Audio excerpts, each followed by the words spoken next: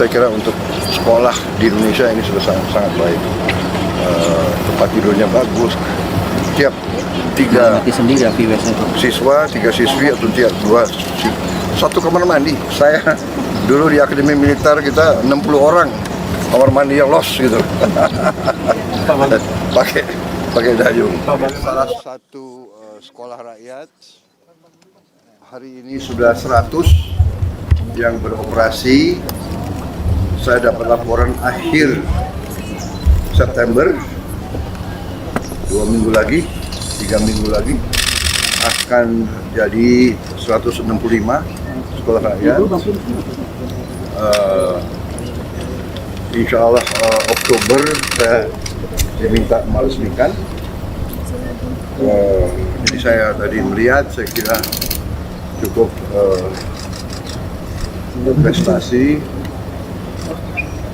Kementerian Sosial, Kementerian Pendidikan Dasar dan Menengah, para guru, wali asrama, semua pihak yang telah bekerja keras.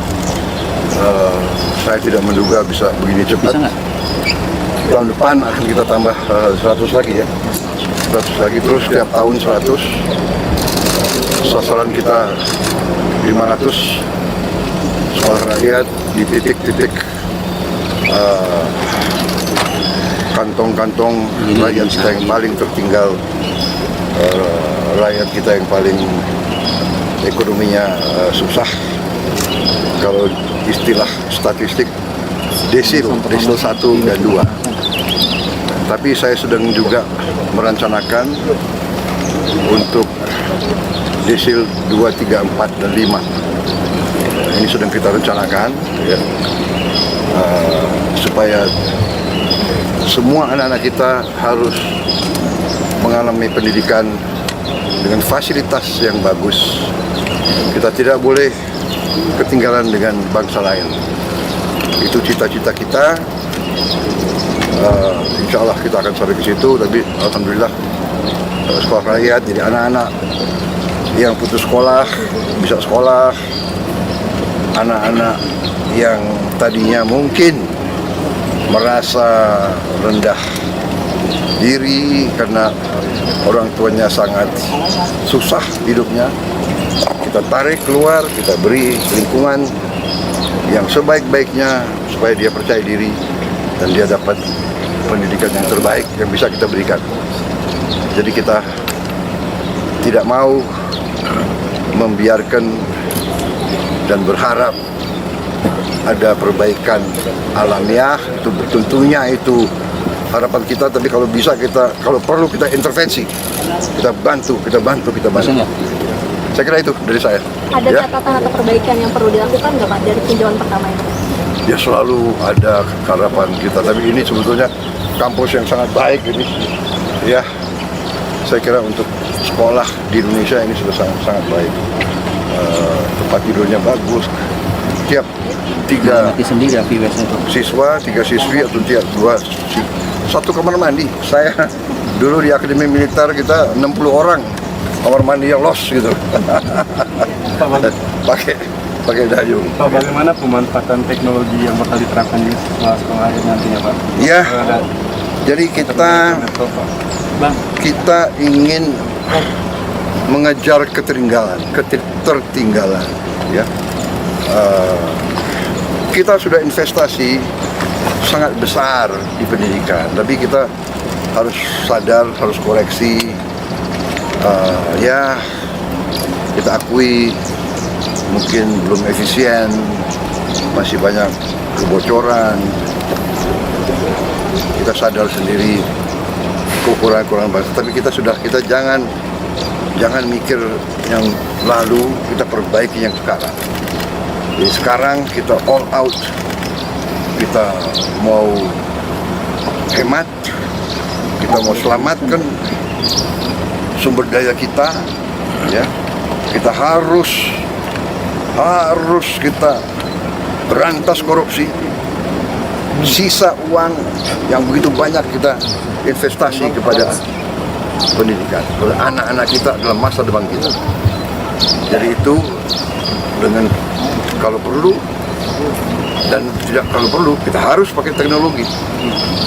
Dan sekarang pun kita sudah sebarkan, tapi baru mampu satu sekolah satu layar digital pintar, istilahnya smart digital screen, smart television. Baru mampu satu sekolah satu. Tapi berarti tahun ini kita harapkan 330.000 sekolah akan dapat. November 10 saya dapat laporan, November 10 100.000 sekolah akan dapat. Sekarang baru 10.000. 100.000 November 10. Tahun depan kita tambah satu sekolah 3 layar.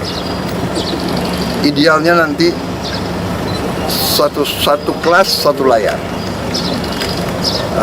Di situ pelajaran-pelajaran dengan konten yang terbaik, animasi, dan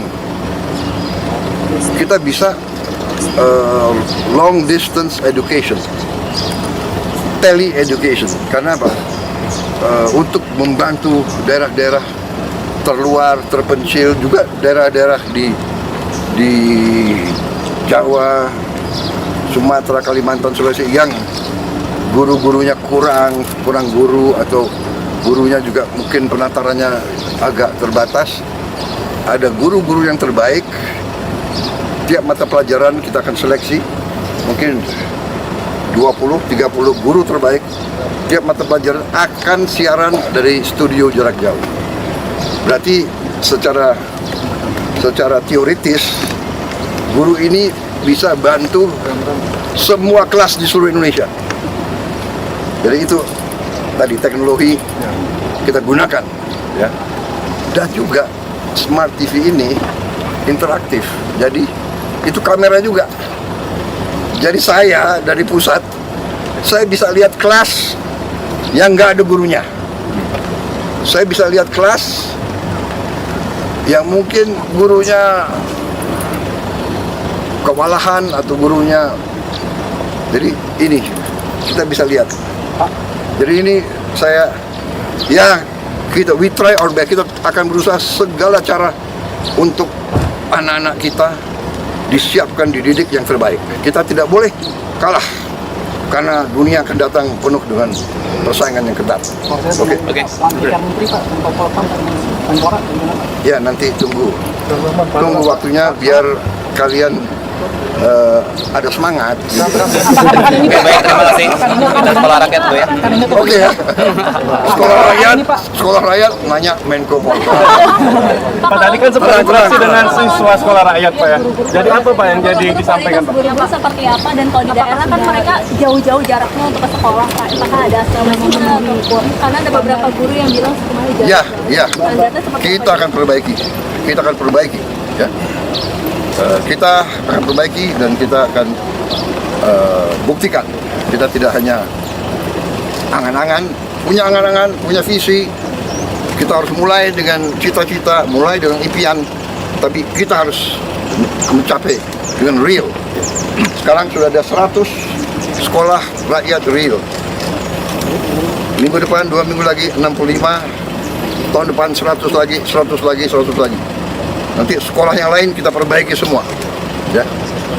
We make the impossible possible. Yang tidak mungkin kita bikin mungkin. Dengan niat, dengan kepercayaan diri, dengan tekad, ya. Selalu think big, do our best. Make the impossible possible. Ini ajaran beliau.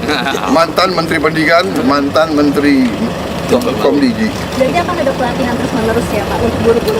Terus. Dan inilah tadi Smart TV, mereka bisa belajar juga di luar. Karena kontennya itu 24 jam. Dia bisa kembali lagi ke murid-murid yang nanti kurang ini bisa ulangi lagi pelajaran. Bisa ulangi, dan itu bisa juga diakses dari handphone. Semua konten bisa dari handphone. Guru pulang dia bisa buka. Jadi kita interaktif. Jadi nanti saya kira ada interaktif ya. Ya. Ada interaktif Ya, nanti sama ada. Dikdasmen, Ya. guru-guru kita bikin kelas penataran khusus. Ya, teknologi akan membuat ini mampu kita laksanakan. Oke, terima kasih. Terima kasih Pak.